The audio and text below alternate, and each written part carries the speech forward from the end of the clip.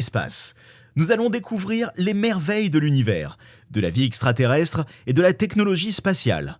Ce voyage nous amènera à comprendre comment l'espace est vital pour notre planète et comment il nous affecte tous. Nous allons explorer les mystères de l'espace et découvrir ce que l'avenir réserve pour l'humanité. Préparez-vous à une aventure épique qui vous fera voyager des profondeurs de l'espace à ses plus hautes altitudes. Alors allons-y. Au programme, nous parlerons de l'actualité de la NASA, du voyage sur Mars et du Starship. C'est parti. Nous le savons, l'homme n'a pas abandonné l'idée de revenir sur la Lune. Ceci dans la perspective d'y établir une base humaine, une sorte de checkpoint pour y conduire, dans un premier temps, des expériences extraplanétaires, pour exploiter et utiliser les ressources trouvées hors de la Terre. Et enfin, de domestiquer notre étoile en vue de passer à l'étape finale de notre décennie, la conquête de Mars. En effet, la NASA a toujours eu l'objectif de conquérir Mars. On peut même dire que c'est l'humain tout entier qui a pour objectif de se poser sur Mars. J'ai fait ici référence à ma précédente vidéo sur l'expérience secrète menée par les soviétiques. Pour rappel, cette expérience fut réalisée afin d'étudier l'impact de l'isolement austère sur la psyché humaine. Et tout dans des conditions inhumaines que je ne vais pas vous dévoiler dans cette vidéo.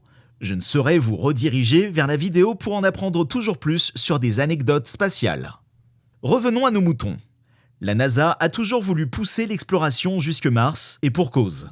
De nombreux think tanks américains promeuvent l'idée que la migration vers Mars sera un passage obligé, voire nécessaire, à la survie de notre espèce. C'est dans cette optique que la NASA a lancé en 2019 le projet Moon to Mars.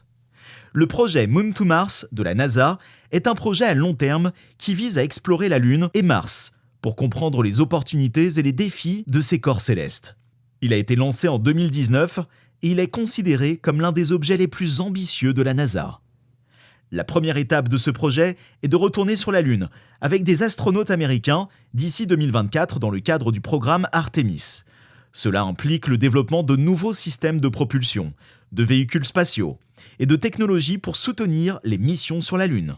La deuxième étape de ce projet est de construire une infrastructure permanente sur la Lune pour permettre des missions de longue durée. Cela implique la construction d'une station spatiale lunaire appelée Gateway, qui sera utilisée comme base pour les missions sur la Lune et pour les vols vers Mars. La troisième étape est de développer les capacités nécessaires pour envoyer des missions habitées sur Mars d'ici la fin de la décennie, 2030. Cela implique le développement de technologies pour la survie sur Mars, telles que les systèmes de soutien vital, des véhicules spatiaux pour les missions sur la surface de la planète rouge et des systèmes de propulsion pour les vols interplanétaires. Le projet Moon to Mars de la NASA est encore en cours de développement, car il y a de nombreux défis techniques et financiers à surmonter. Toutefois, il est considéré comme un pas important vers l'exploration spatiale et pour comprendre les opportunités et les défis de ces corps célestes. En effet, nous n'avons pas encore de quoi nous propulser de manière fiable jusque Mars, dans un délai raisonnable.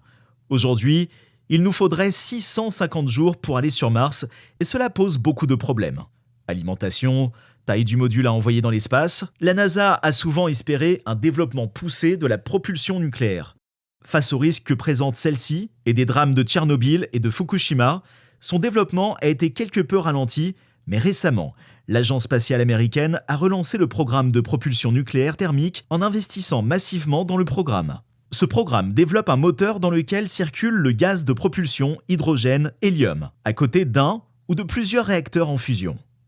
La chaleur que va propager ce réacteur va chauffer le gaz et le détendre.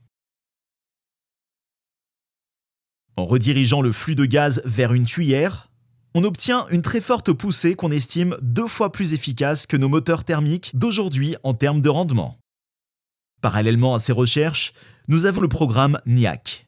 Le programme de recherche avancée sur les technologies spatiales NIAC est un programme de la NASA qui vise à identifier et à financer les idées de technologies innovantes qui pourraient être utilisées pour les futures missions spatiales de la NASA. Le NIAC a pour but de stimuler la recherche et le développement de technologies qui pourraient être utilisées pour résoudre les défis techniques les plus importants de la NASA, en utilisant des méthodes de recherche interdisciplinaires et en explorant des idées qui sortent de l'ordinaire. Les projets sélectionnés pour le financement par le NIAC sont choisis pour leur potentiel de réalisation à court terme, moins de 10 ans, et leur capacité à répondre aux besoins de la NASA en matière d'exploration spatiale. Les projets sélectionnés couvrent un large éventail de sujets, allant des systèmes de propulsion innovants à la robotique avancée, en passant par des systèmes de soutien vital pour les missions habitées, les technologies d'exploration de la planète, les systèmes de communication et de navigation, les technologies de l'informatique et l'IA, et bien plus encore. Le NIAC est un programme de recherche en phase de démarrage. Les projets sélectionnés pour le financement reçoivent une subvention pour développer leur idée. Et les chercheurs peuvent soumettre des propositions pour des projets futurs. Le NIAC est considéré comme un moyen important de stimuler l'innovation et de favoriser les idées qui pourraient avoir un impact sur les futurs programmes de la NASA. Notons que c'est du très sérieux. Le programme NIAC développe actuellement un moteur nucléaire du même acabit que celui précédemment développé. Or, ce moteur a la particularité d'avoir en plus un turbochargeur implémenté dans sa structure, qui reste sensiblement identique à celle du moteur du programme de propulsion nucléaire thermique. Rien que l'ajout d'une pièce de ce type va permettre d'ajouter une forte impulsion, ce qui fait défaut aujourd'hui dans certaines phases de vol et qui peut être amélioré. Aussi, cette nouvelle impulsion s'accompagne d'un rapport d'efficacité amélioré de 5. C'est-à-dire que le moteur nucléaire avec turbochargeur permet d'obtenir un rendement 5 fois supérieur à celui des moteurs thermiques existants aujourd'hui. Une nouvelle idée intéressante serait de rendre ce moteur hybride, de pouvoir passer de nucléaire thermique à nucléaire électrique. L'alternance entre ces deux types de propulsion seront en fonction de la composition de l'environnement de propulsion dans les différentes couches de l'atmosphère, et selon le besoin en termes de propulsion. On pourra ainsi produire de l'électricité quand on en a besoin en switchant de moteur. Et c'est évidemment une très bonne nouvelle pour nous. Entendons-nous bien. Ce développement d'un tel moteur est d'une importance capitale car Mars ne serait plus qu'à 45 jours de voyage. Imaginez-vous pouvoir parcourir 225 millions de kilomètres en 45 jours, soit 5 millions de kilomètres par jour. Un tel succès changerait la phase de la découverte spatiale à jamais. Mars nous paraîtrait extrêmement proche et des voyages Terre-Mars pourraient être organisés pendant toute l'année. La recherche, l'exploitation et l'étude des ressources martiennes pourraient apporter des avancées majeures et pourquoi pas découvrir une nouvelle forme d'énergie se produisant sans émission de CO2. L'heure est à l'optimisme en tout cas. Cela donnerait un peu de baume au cœur à la NASA, en raison de quelques déconvenues qu'elle rencontre actuellement sur quelques missions en cours. La sonde lunaire Lunar Flashlight rencontre des problèmes de propulseur, donc ses avancées attendues, notamment au niveau des essais de nouveaux carburants, sont en stand-by et impossible de statuer sur quoi que ce soit pour l'instant. Il est aujourd'hui compliqué pour la sonde d'aller dans l'orbite lunaire. La mission va donc prendre plus de temps que prévu. Et on ne pourra désormais plus que réagir à d'éventuelles déconvenues et découvertes. Ne perdons pas de vue que le but d'une telle mission est que la sonde photographie la masse eau à la surface de la Lune. Idem pour Artemis, qui fut lancée sans souci, mais qui a rencontré depuis des problèmes sur ses CubeSats, eux qui ont connu soit une fin de mission prématurée, soit des problèmes de communication heureusement solvables pour eux. Il y a également un souci avec la sonde Luey, destinée à rencontrer les astéroïdes de Jupiter. En effet, la structure constituée de 2 panneaux solaires agissant comme des ailes rencontre un dysfonctionnement. Le panneau solaire droit de la sonde ne s'est pas ouvert correctement. Et il n'a pas totalement terminé sa révolution à 360 degrés. Le panneau n'est pas verrouillé et c'est ce qui inquiète les scientifiques. La portance aérodynamique n'étant pas égale de part et d'autre de la structure. C'est comme si l'aile droite d'un avion était plus petite que l'aile gauche. Les déplacements se compliquent et il y a des imprécisions de trajectoire. Pour l'instant, il n'y a rien de grave à déclarer. Croisons les doigts.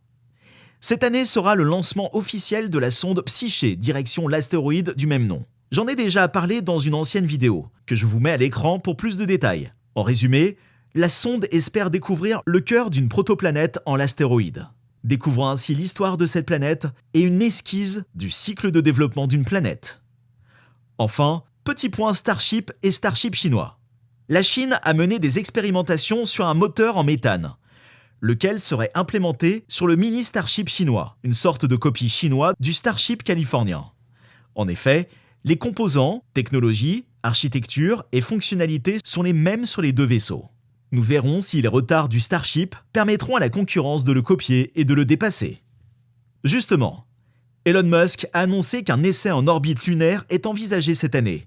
Il sera précédé d'un tir statique qui devrait arriver dans les prochains jours, à l'heure où j'enregistre cette vidéo.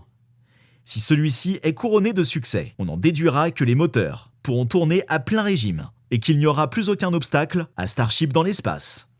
Cela serait une révolution dans le monde spatial.